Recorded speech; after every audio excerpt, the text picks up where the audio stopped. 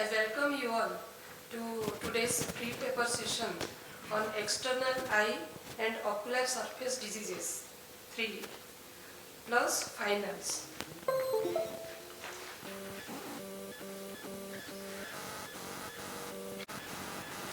Pro-renata regimen of autologous platelet-rich plasma injections for treatment of dry eyes. Good morning. I am here to present my research on pro-renata regimen of autologous platelet-rich plasma injections for treatment of dry eyes. So now the most common disease that we encounter in our OPD is dry eyes, and the most common cause of dry eyes is aqueous tear deficiency. Now PRP is being used for a very long time in the field of medicine. PRP is full of growth factors. It is being used in dermatology for hair follicle growth, even in orthopedics. And it also has anti-inflammatory cytokines. And in ophthalmology, we also use it as in the form of autologous serum, in the form of drops.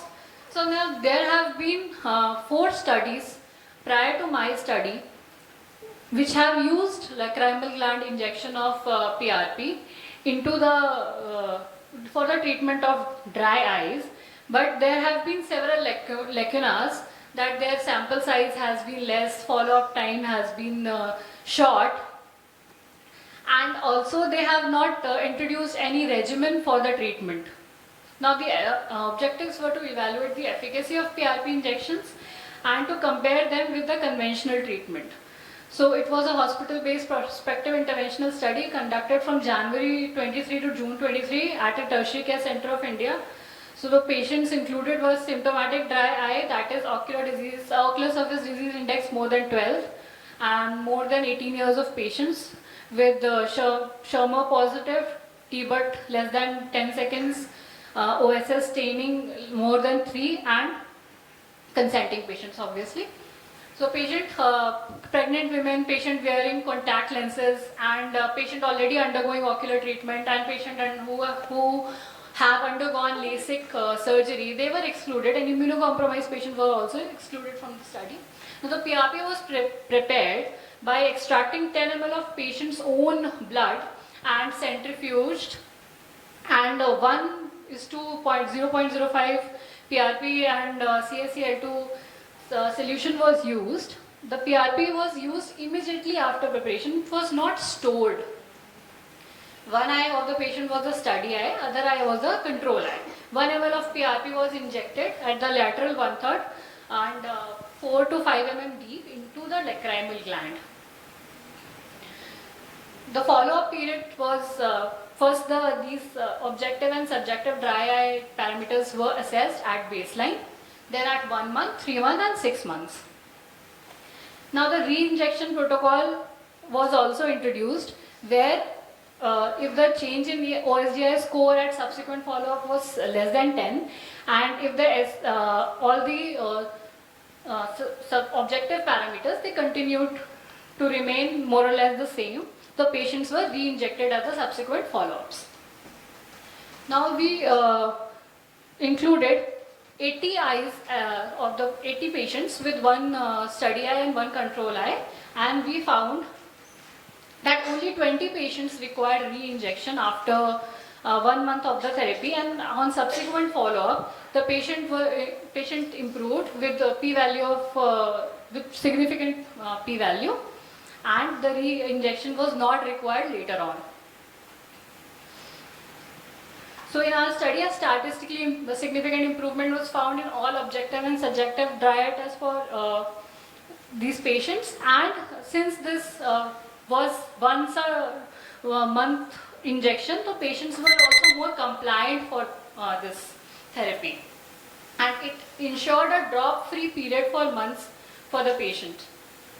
Now our study also has several limitations, such as histopathology of the lacrimal gland needs to be done to confirm whether lacrimal gland regeneration is happening or not, and further studies with larger sample size are required.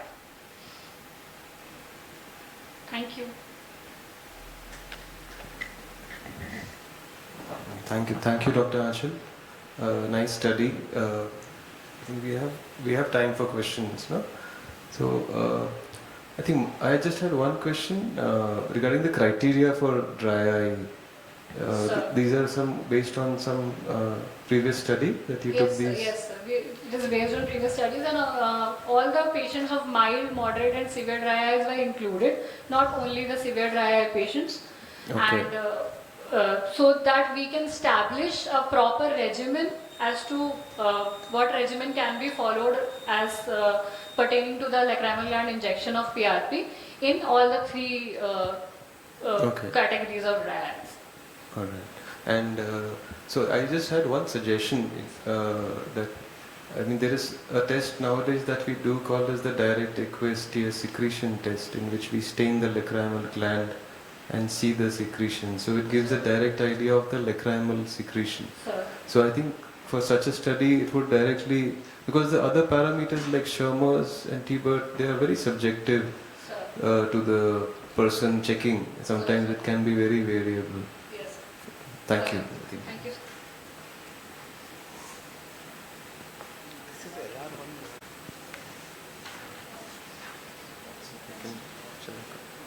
I will invite the next speaker, Dr. Shreya Verma. Is she there? Are you there?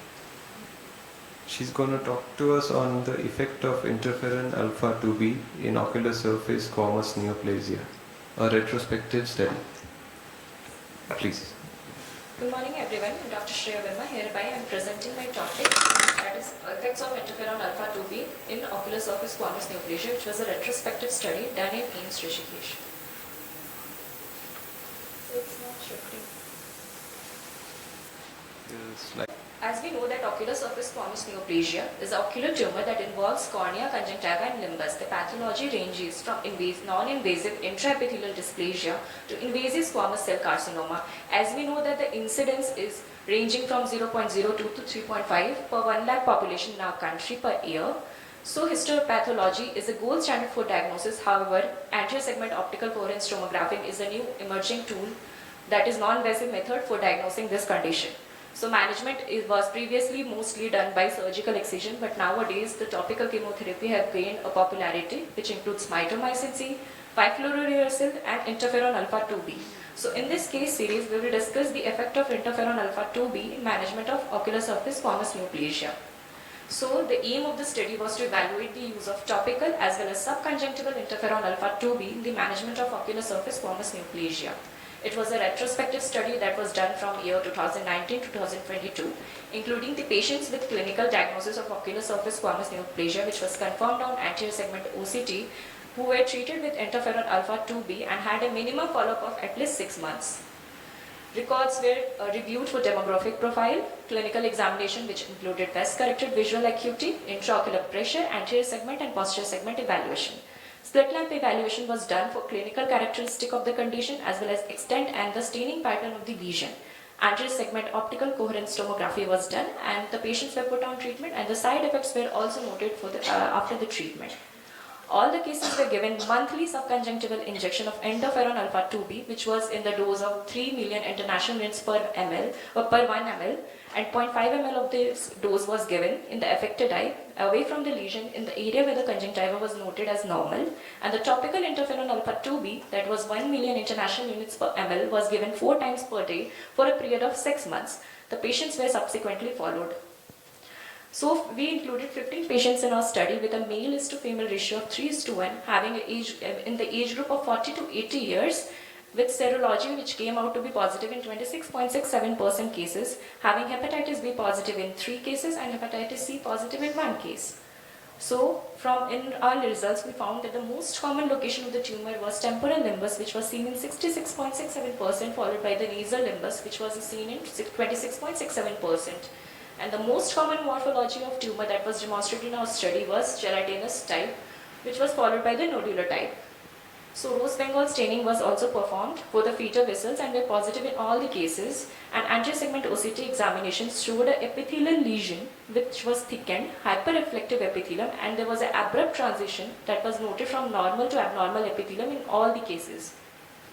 So these are the slit lamp pictures of the patients that some of the slit lamp pictures of the patients that was included in our study. In the first corner, we can see a gelatinous per se lesion in the temporal limbus, and this is the corresponding anterior-segment OCT finding demonstrating the hyperreflective epithelium with the abrupt transition from the normal to abnormal epithelium, and where the patient was given subconjunctival as well as topical interferon alpha 2b, and this is the 3-month follow-up image of the patient showing the resolution of the lesion and similarly showing the resolution of the anterior-segment OCT.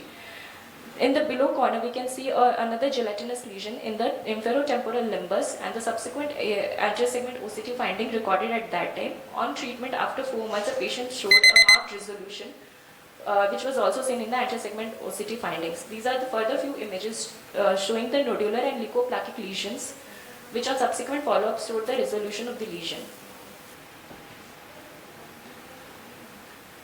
So all the cases showed healing within the 6 months, and the only side effect that was noted was subconjunctival hemorrhage. So we have seen that there have been numerous studies that have been done in ocular surface squamous neoplasia. One which was done by Geoffrey et al. In 1997 on 76% cases over surgical excision showed that the 56% cases have tumor positive margin and 33% have showed recurrences in tumor negative margin. The side effects were not reported in studies. There were 2 more studies done by Hurst and Kushumesh et al. With mitomycin C. So in 92% cases having responses and the recurrences were not specified. However, there were numerous side effects that were noted with mitomycin C. And studies with Parozan et al. Done with 5-fluorouracil in 22 cases in the year 2011 showed that there were high recurrences of 14%. Similarly, there were studies previously done with interferon alpha 2b by Kushumesh et al. In 2015 with 24 cases showing responses in 92% cases, and there were no recurrences as such, and the most common side effect that was seen was intratumoral bleeding. As well as in our study, which was done with 15 cases on interferon alpha 2b, the responses were seen in 100% of the patients with recurrences in none of them, and there was the only side effect that was noted was subconjunctival hemorrhage. So although it's expensive treatment modality, but it is a non-invasive treatment modality, and most importantly, it allows the preservation of limbal stem cells and other ocular surface compared to other invasive modality that was seen previously with the surgical excision. The only drawback that we faced was the costly and the longer time to recovery.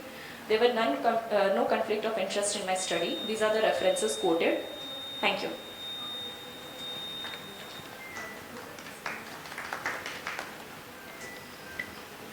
Thank you, Dr. Shreya. Thank you, sir. I think nice. I think I like the part that there was a thorough evaluation pre-operatively to establish the diagnosis first, Yes. Especially because we are not doing histopathology in these cases, and anterior segment OCT helps a lot. I just had a question that did you also use topical steroids or something along with this treatment during the course of 6 months? No, sir. We gave only interferon alpha 2b and topical subconjunctival and topical interferon alpha 2b. And we followed the patients. Okay. And second would be, what was your protocol? So when you give the patient the reconstituted drops, is Yes, there sir. something you keep them refrigerated? Yes, or sir. We what? asked the patient. So firstly, we used to get it easily there, but since it's costly and it has to be reconstituted every 2 weekly, so we used to ask the patient to come 2 weekly, and meanwhile they have to keep the drops in the place where we ask them to keep the eggs and refrigerated properly. And then while going, we used to give them ice packs to cover the drops, reconstituted drops. Nice. I think that's a very important take-home message, because now we have interferon drops to treat, so anybody can treat. But I think it's important to keep in mind that you need them to follow up regularly. Yes, You need Yes, they sir. should not contaminate the drops. I Yes. think that's the key. Any questions, ma'am? Very good presentation. Thank you, ma'am. But in all sectors, Yes, sir. AIOCMT is not available. Yes, ma'am. Okay. In that case, how to diagnose? Yes, ma'am. AIOCMT? Yes, ma'am. Clinically is a very important diagnosis. Then we can do a rose Bengal staining that will stain the devitalized tissue. We can also do a brush border cytology or a filter paper cytology that can, because since we know that it's a cancerous lesion, the cells are loosely adhered, so they can easily come on the filter paper, and then we can do a histopath examination for those patients. Impression cytology. Yes, sir. Impression cytology. Yes. So by that, Yes, ma'am. Thank you so much, ma'am. Thank you, sir. Next presenter is Dr. Ahmad Hussain. Dr. Ahmad Hussain is there or not? I think he is absent. Absent, yeah, okay. So next is Dr. Parismita Barua. Dr. Parismita Barua, she is also absent. Dr. Uma Maheshwari. Dr. Uma Maheshwari. Dr. Bharat Gurnani. Maybe we can ask who's present. Dr. Sonali Prasad.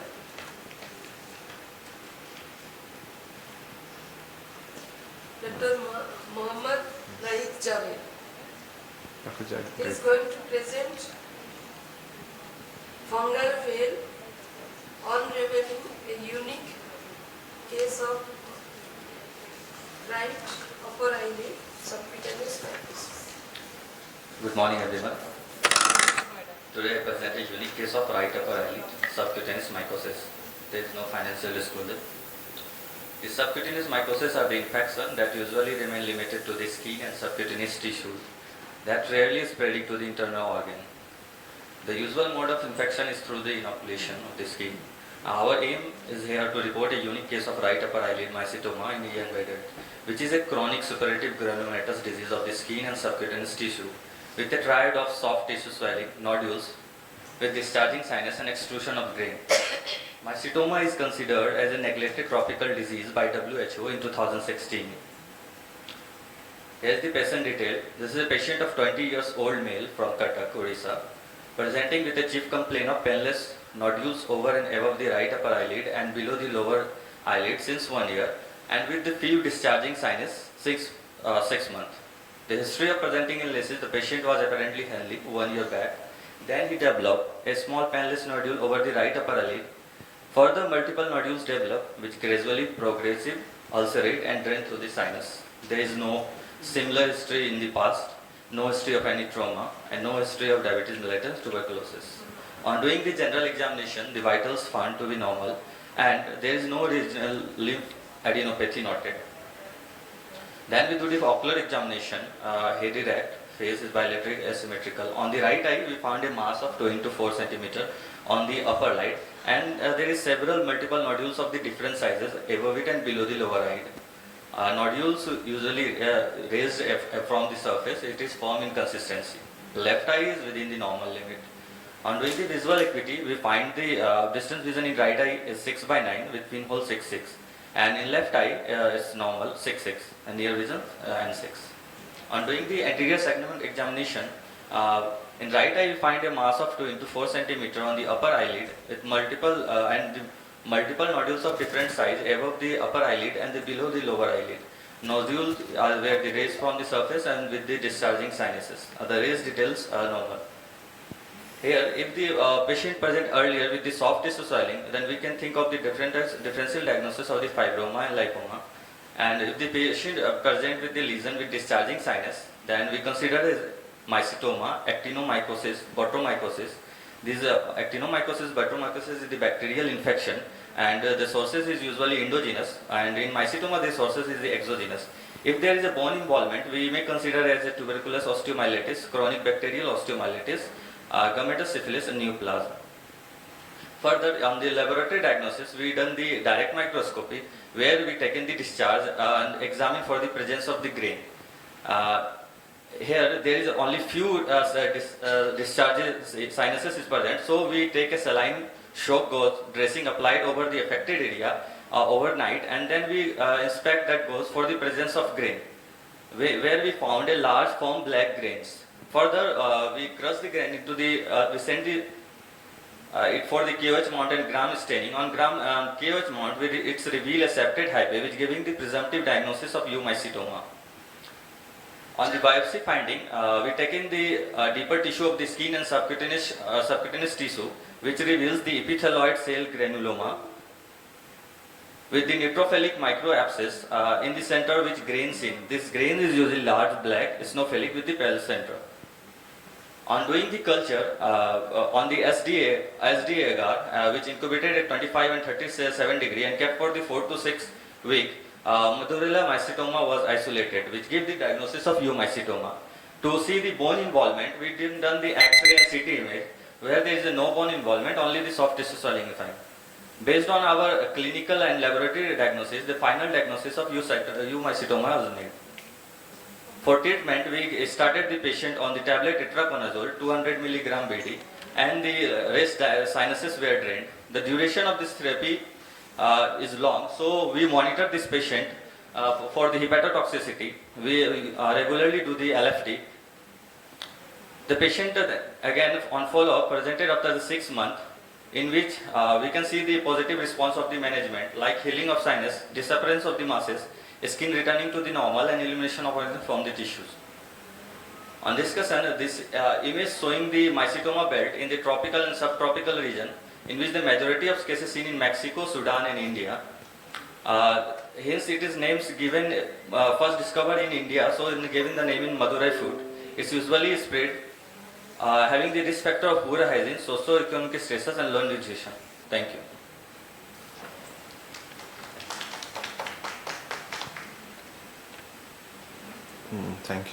Thank you, Dr. Javed. I think Yes.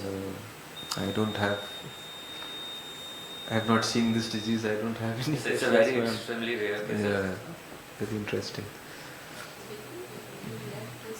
But itraconazole works. Yes, right? sir. After 6 months of treatment, we see the changes, and the sinuses was drained. Okay, those two things. Sure. So how the diagnosis was made?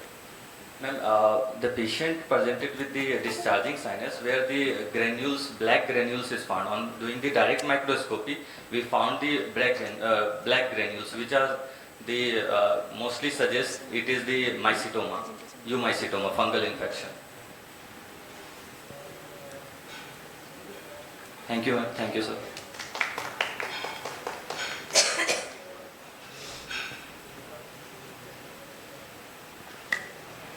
We have one more. Any speaker who may not have been present? Okay.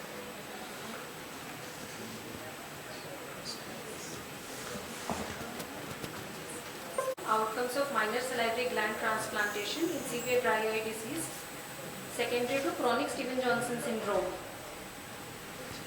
This shall be the outline of my presentation. Now, Stevens-Johnson syndrome is a complex immunological disorder and it involves less than 10% of the body surface area. If it involves more than 10%, that comes under the domain of TEN. Now, what SJS does is it predominantly involves the oral mucosa as well as conjunctiva, and there are very few options for the management of this complex case scenario, one of which is the minor salivary gland transplantation. Now, the minor salivary glands, they are present in the labial, buccal and palatal mucosa, and there are very few studies in literature which discuss the outcome of minor salivary gland transplantation in chronic SJS. It was an AP-spective interventional case series done at AP Center for Ophthalmic Sciences, AIIMS, New Delhi. The inclusion criteria for our study was patients with severe dry eye disease with a history of chronic SJS, with severe aqueous deficiency, Schirmer less than 5 mm, and in cases with bilateral involvement, the worst eye was taken for minor salivary gland transplantation, and cases who agreed to follow up for a year were included. The exclusion criteria was any patient having active infection, ulceration or perforation at the time of enrollment or who was not willing to follow up.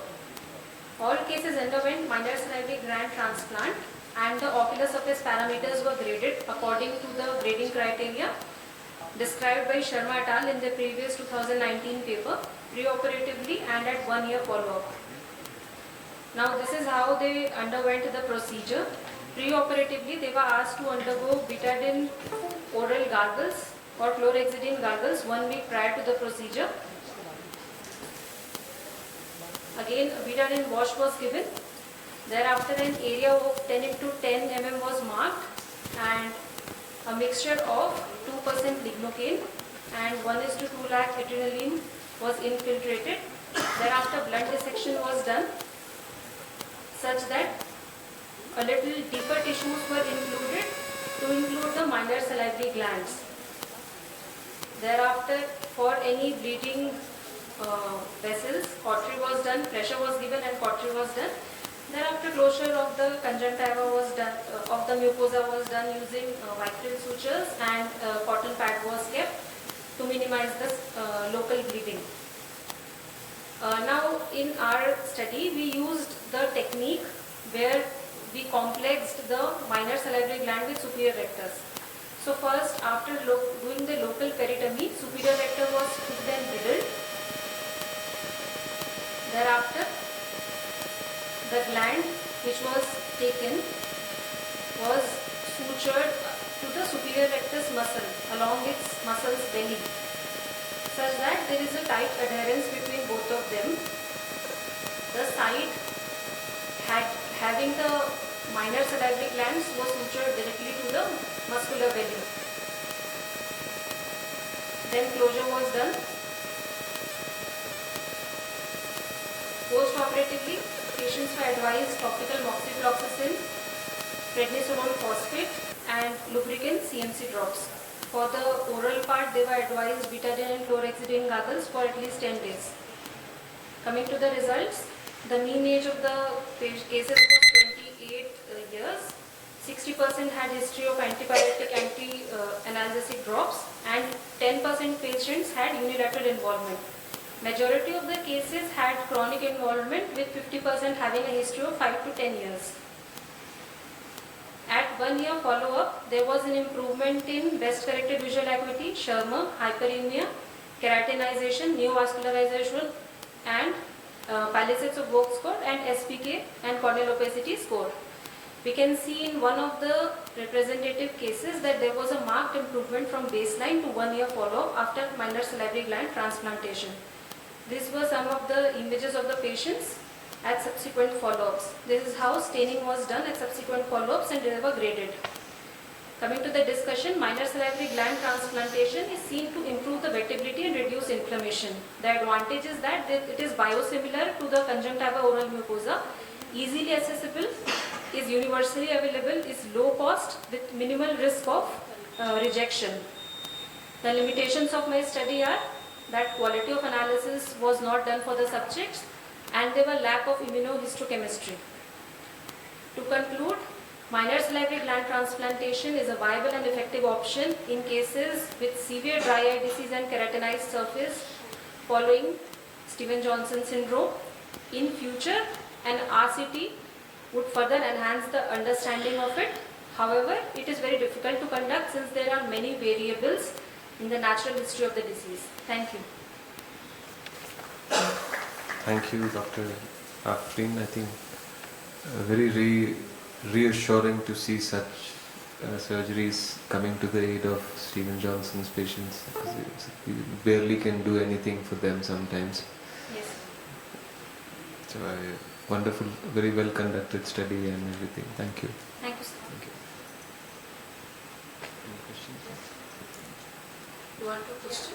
Oh.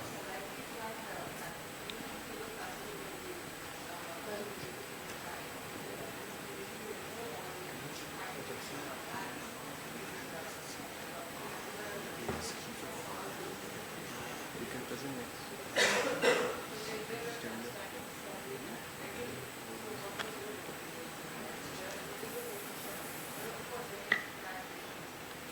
Manually we removed howsoever much we could remove the fatty part. Rest we just took care that we were able to at least transplant 10 if we counted the number, because in previous studies it was shown that at least 10 glands we have to transplant to have good results. So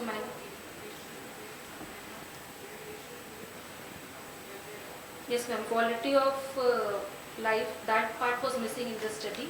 So that if we include, it would have been great. Thank you.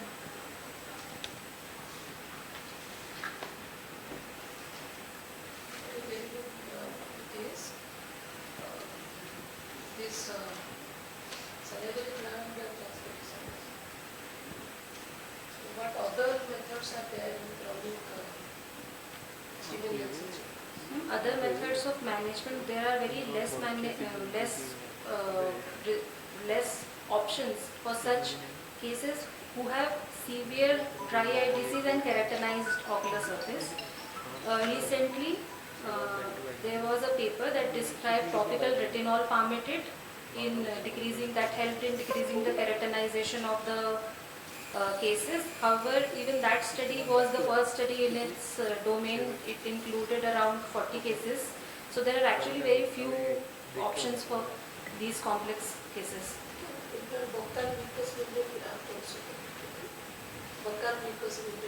Yes, and that we have to see that the buccal, in that case, the buccal mucosa will be intact. And just I think while you were discussing the minor salivary glands, because we have time, I thought there was one very nice I think paper by Dr. Swati Singh from They used to put it fluorescein stain and see it with the cobalt blue filter to see where the salivary glands can be seen, just like we see in the cornea. Yes. I think that was very nice so that you are reassured where the glands are. The openings could be seen in Yes, sir. In previous study by Bazirani et al., this technique was employed and they used immunohistochemistry. So that was a great thing because in that they could appreciate the viability and the functioning of the glands in vivo. So that part was also missing in our study. It was one of the limitations. Okay, thank you so much. Thank you, sir. I think we have another semi-finalist, Dr. Ankit Agarwal. He'll be presenting on an innovative low-cost dry eye treatment.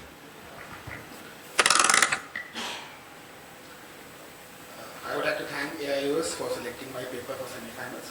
The topic is innovative low-cost dry eye treatment. So dry eye is defined as a dysfunction of lacrimal functional unit, an integrated system comprising of lacrimal glands, ocular surface, lids, sensory and motor nerves and connective. The most common type of dry eye in India is MGD type, which is associated with diabetes, poor hygiene and the climate, which is very humid, dusty here. The treatment modalities for dry eye include topical lubricants like carboxylic cellulose, anti-inflammatory agents like cyclosporine and steroids. Now, various device-based therapies have come up in recent years to treat dry eye. The two main devices which are available in the market are intense pulsed therapy, that is IPL, and the one which uses heating and expression, that is LipiFlow. However, these devices are very costly and are therefore very unaffordable for patients as well as doctors. Keeping this in mind, we have designed an innovative approach to treat dry eye, wherein a low-cost device is used with similar effect to LipiFlow. The purpose of this study is to describe an innovative low-cost dry eye therapy system as compared to a much costlier alternative available in the market. The study was performed at Eye Hospital in North India, situated in an urban setting. The therapy protocol was designed wherein a low-cost heater-cum-massager costing about Rs 10,000, commercially available on Amazon, was used to treat dry eye disease caused due to vibrant gland dysfunction. A data of 59 patients aged between 43 and 59 years old was collected. Of these, 27 patients underwent therapy using the novel device, the one which I am describing, whereas 12 patients underwent therapy using the traditional method of warm compresses and massage twice a day. Now, this is the device which I am talking about. This is how the patient wears on his eyes, and the device, the therapy is designed that for 15 minutes, in once every 3 days, the patient is asked to switch on this device. The device is available in the clinic. We don't charge anything for it. The patient comes, 15 minutes he sits, and the therapy is done. So, the device is designed as such that the optimal temperature inside is maintained at 42 degrees Celsius, which is the temperature which is required for a good heating for membrane gland.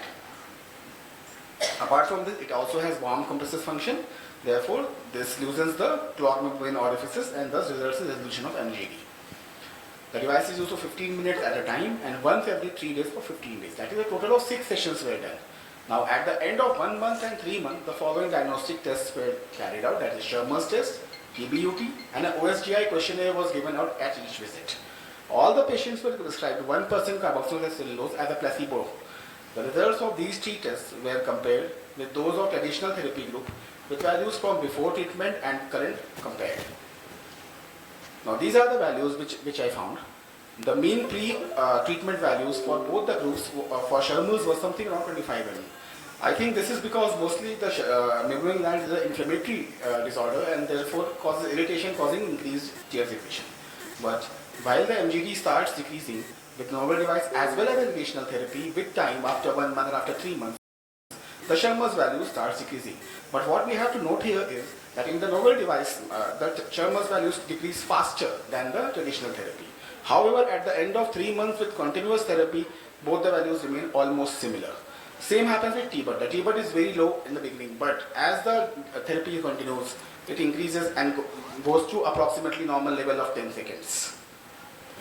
The patients in both were also symptomatically much better from before as shown by OSGI. The conclusion was that this innovative solution is a low-cost dry eye treatment alternative to devices which are available commercially and thus makes the therapy accessible to a majority of doctors and patients who otherwise would not be able to afford to buy them or pay for their therapy respectively due to financial constraints. Thank you.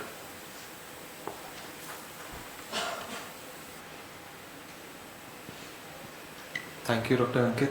I think so what I saw from the device was it also does on the side. Does it heat?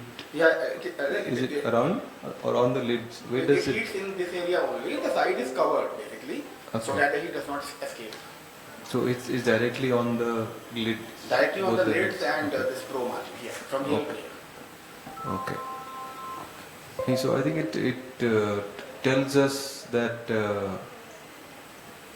hot fermentation is a challenge to do at home, and I think we need something like this. And So the patient compliance is actually a very Absolutely. important factor here.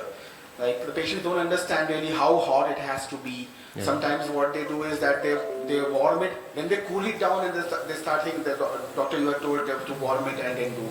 yeah. And sometimes what they do is that somebody else tells them, no, don't warm it, you have to put fridge water in it and all these things. So it's become very challenging to have them do it properly.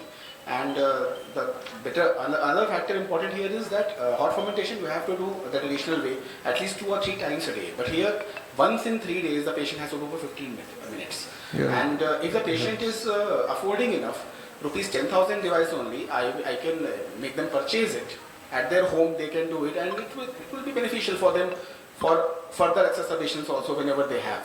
Yeah, very true. I think there are many such devices available. I think the only thing is we need to, as doctors, find out the medical grade ones which are safe. Because there are so many available on Amazon. I bought 3 So pieces. that's our and challenge. I put a thermometer to check the exact temperature what I am getting, because what the manufacturer writes I don't know. But what temperature I am getting, and in the software I can modify the duty schedule, that is 5 minutes, 10 minutes, 15 True. minutes. So I modified it to 15 minutes Yeah. to get the desired results. Yes, ma'am. It gives dry heat actually. Yeah, dry heat. Dry heat.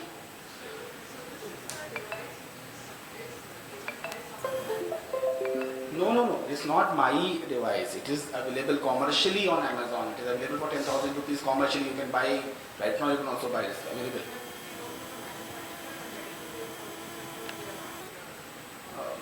Yeah, it's an uncontrolled market, ma'am. So we still don't. And I think if it's medical grade, it will be more expensive. It will right now. automatically go 10 times the rate of Yeah, demand, so that's why I think that's why we have LipiFlow, which costs 32 lakhs. which is just a glorified eye massager.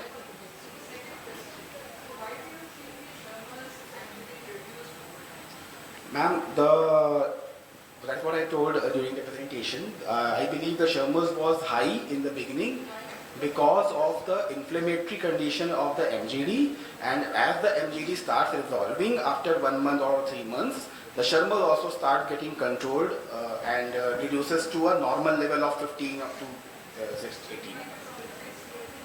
Yes, exactly. No, I don't. I have only given them carboxylic cellulose eye drops. That's what I told.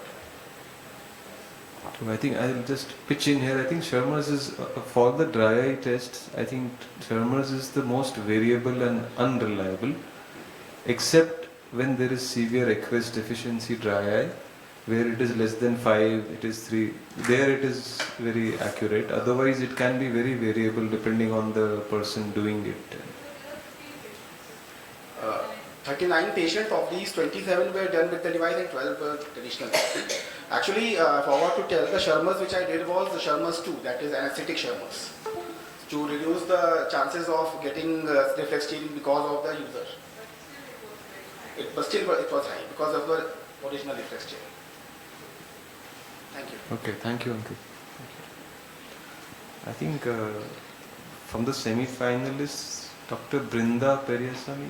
Okay, please go ahead. She's going to present on evaluation of dry eye in SLE and RA and its association with anti-SSA and SSB autoantibodies.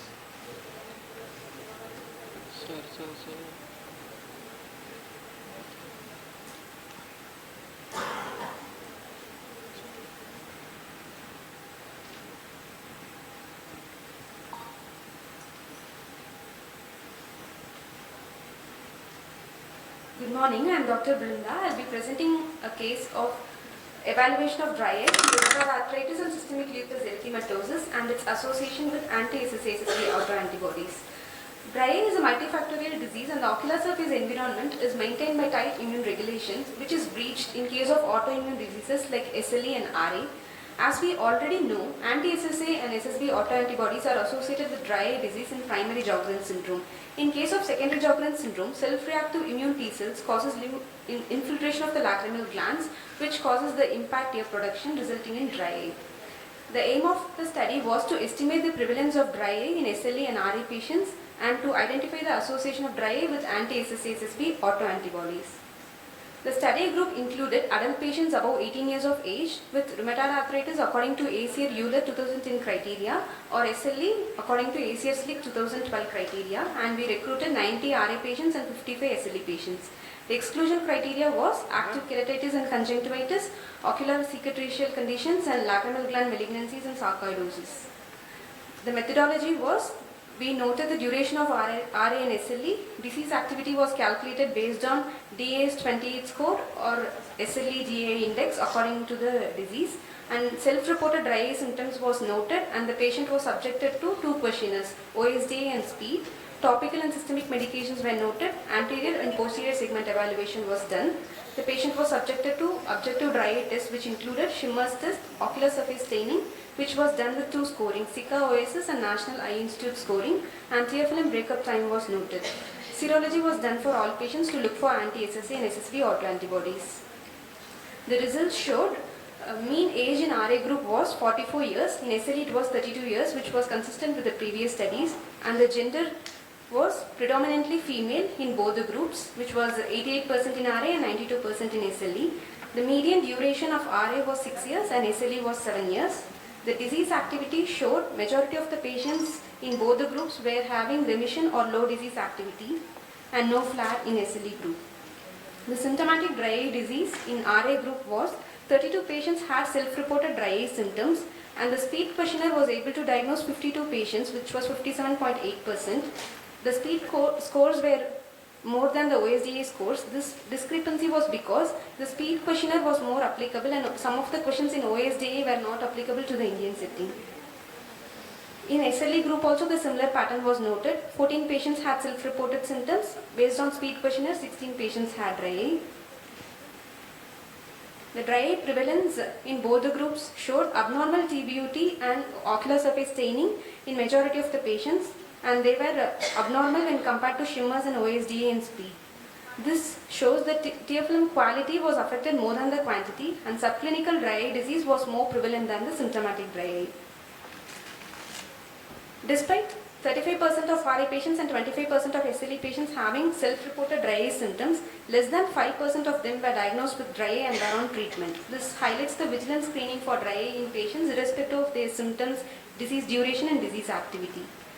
The relation of dry eye disease to disease duration and disease activity in both the groups, as majority of the patients were in low disease activity and still their TBUT and ocular surface staining were abnormal, which suggests a subclinical dry eye disease with minimal disease activity.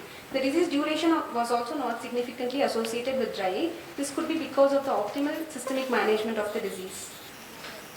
The similar pattern was noted in SLE group also. 24% of the RA patients and 30% of SLE patients had meibomian gland disease. This was explained by anti-double-stranded DNA positivity, discoid lesions and methotrexate usage which causes blepharitis and immune complex deposition in the meibomian gland. So lid examination in SLE and RA is also as important as the tear film assessment. The association of anti-SSA-SSB autoantibodies in RA group, the antibody positivity was low, but in SLE group 30% of the patients were positive for anti-SSA autoantibodies. But still the patient's TBUT staining scores were abnormal than the Schimmer's and speed questionnaires. And in both the groups, the dual antibody negative patients had poor tear film quality than the tear quantity. In our study, we have found that abnormal surface staining scores and TBUT were more than the abnormal Schimmer's, and ocular surface inflammation was more than the decreased tear production, and there was no significant association with the autoantibodies.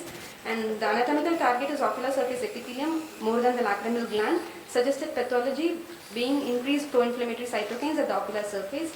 Secondary Sjogren's syndrome pathway, which could be a minor mechanism causing dry eye in such patients. The postulated dry eye pathway, multiple risk factors causing autoreactive T cells, abnormal neutrophils and activated corneal Langerhans cells resulting in the local ocular surface inflammation and causing dry eye. The strength of my study, this is the first study to report dry eye in both the SLE and RA patients, and first study to utilize two subjective questionnaires, both OSDA and speed, and found speed is more applicable to our population. And the limitations were we did not assess for tear film hyperosmolarity and inflammatory markers, and we had very few patients in the severe disease activity, so the disease activity relation could not be commented. Dry eye disease in SLE and RA patients has no association with disease duration, activity and autoantibodies. Subclinical DED is more prevalent, and we recommend for vigilant screening and symptom assessment. Tear film quality should be given more importance than the quantity assessment, and lid examination is as important. Thank you. I think, thank you for doing this study. It's a very well done study, and it's bringing out all the things which we see in our clinic. Both the speed questionnaire seems to be better, and I think the same thing that we were discussing, that Schirmer's versus other tests, I think Schirmer's is something which we have to change our mindset.